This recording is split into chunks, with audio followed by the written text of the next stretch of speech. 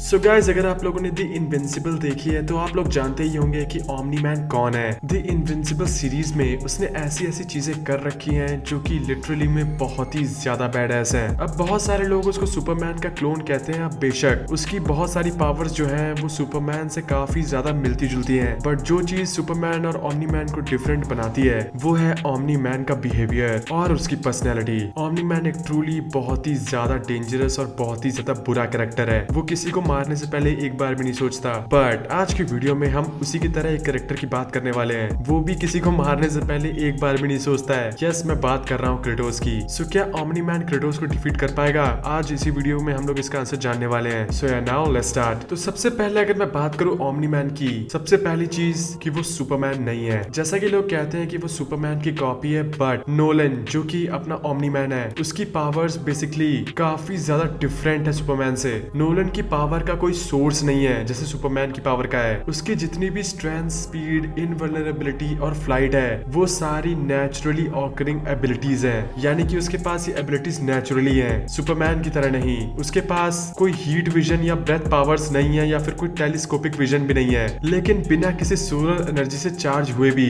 Nolan की powers की एक लिमिट है। सो वैसे तो इसकी जो स्ट्रेंथ है वो लिटरली में सुपर ह्यूमन है, सुपरमैन के लेवल की समझिए, पर जो चीज इसको बहुत खतरनाक बनाती है वो है इसकी स्पीड। ओमनी मैन लिटरली में एक बहुत ही ज्यादा फास्ट बीइंग है। वो अर्थ से स्पेस में कुछ सेकंड्स में ही चला जाता है। वो स्पेस के वैक्यूम को भी पूरी तरीके से क्रॉस कर देता है सिर्फ कुछ सेकंड्स में ही। बहुत सारे कॉमिक्स में ऐसे इंस्टेंसेस हैं जहां पे नोलन ने अपनी स्पीड के बहुत सारे फीट्स दिखाए हैं। वो इतना तेज था कि वो पूरे सोलर सिस्टम से कुछ सेकंड्स में ही गायब हो गया। अब क्योंकि वो एक दूसरी रेस का बीइंग है तो उसकी जो फिजियोलॉजी है वो उसको अलाउ करती है कि वो रिएक्टिव एडेप्टेशन कर सके। नोलन एग्जिबिट करता है रिमार्केबल रेजिलियंस और एडेप्टेबिलिटी, यानी कि वो किसी भी टाइप के एनवायरनमेंट या फिर किसी भी टाइप के फाइट सिनेरियो में बहुत ही जल्दी अडेप्ट कर लेता है। नो मैटर उसका अपोनेंट कोई भी हो, वो हमेशा इंप्रूव करता रहता है। इसके अलावा उसके पास रीजनरेटिव हीलिंग फैक्टर भी है। वो किसी भी इंजरी से या फिर किसी भी टाइप के वुंड से बहुत जल्दी हील हो जाता है, सिर्फ कुछ मिनट्स में ही। वो अपने broken bones, torn muscles, damaged organs कुछ भी हील कर सकता है, और वो इम्यून है almost all forms of illness से भी।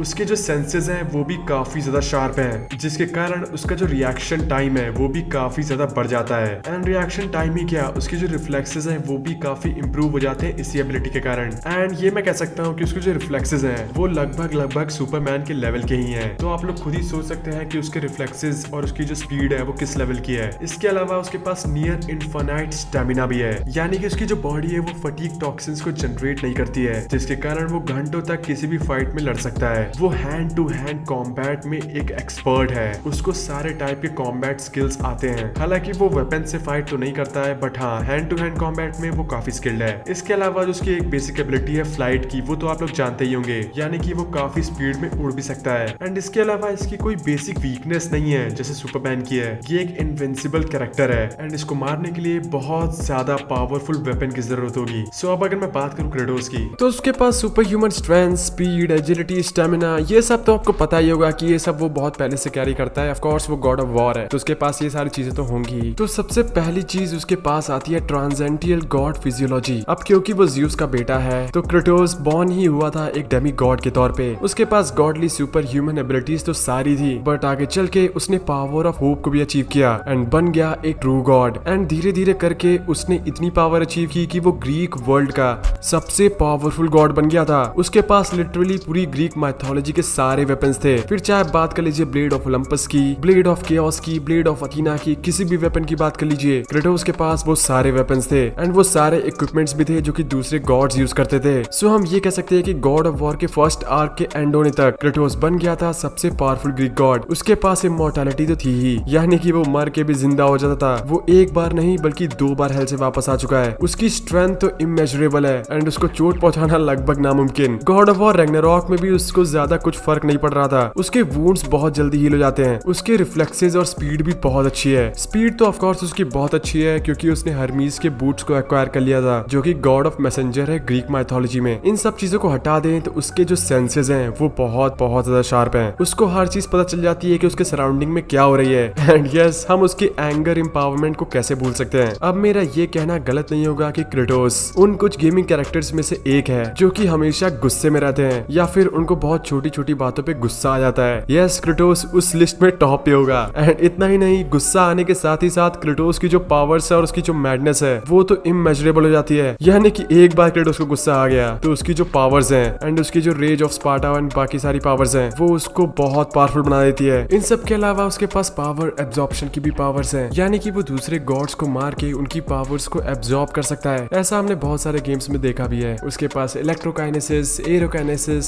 पायरोकाइनेसिस, काइरोकाइनेसिस, जियोकाइनेसिस, यानी कि एक तरीके से वो सारे एलिमेंट्स के अटैक कर सकता है एंड इन सारे एलिमेंट्स से रेजिस्टेंट भी है। उसके पास सोल मैनिपुलेशन है, यानी कि ब्लेड ऑफ हेडीज का यूज करके वो दूसरों की सोल को उनकी बॉडी से ही अलग कर सकता है। एंड डिवाइन पावर्स उसके पास ब्लेड ऑफ ओलंपस यूज करने के साथ ही आ जाती हैं। वो सारे तरीके के मैजिक से रेजिस्टेंट है। बट इन सारी पावर्स के साथ उसकी जो सबसे डेंजरस एबिलिटी है वो है उसकी इंटेलिजेंस और उसका एक्सपीरियंस। ये दोनों ही चीजें क्रेटोस को एक बहुत ज्यादा पावरफुल बीइंग बनाती हैं, यानी कि वो अपने इंटेलिजेंस का यूज करके पावरफुल से पावरफुल बीइंग को डिफीट कर सकता है। एंड एक्सपीरियंस तो उसके पास बहुत ज्यादा है। उसने इतनी लड़ाइयां लड़ रखी हैं कि उसका जो फाइटिंग एक्सपीरियंस है वो तो बहुत ज्यादा है। एंड यस गाइस, यही थी क्रेटोस के कुछ पावर्स एंड एबिलिटीज। सो ये तो हमने बात कर ली दोनों ही कैरेक्टर्स के पावर्स एंड एबिलिटीज के बारे में। एंड अब अगर मैं बात करूं कि कौन जीतेगा in a battle between Omni-Man and Kratos, so Omni-Man बेशक सुपरमैन की तरह ही पावरफुल है एंड कुछ मायनों में वो सुपरमैन से भी एक कदम आगे है। हालांकि उसके कोई भी ऐसे बहुत ही ज्यादा खतरनाक फीट्स नहीं है जो क्रेटोस के लेवल के हों।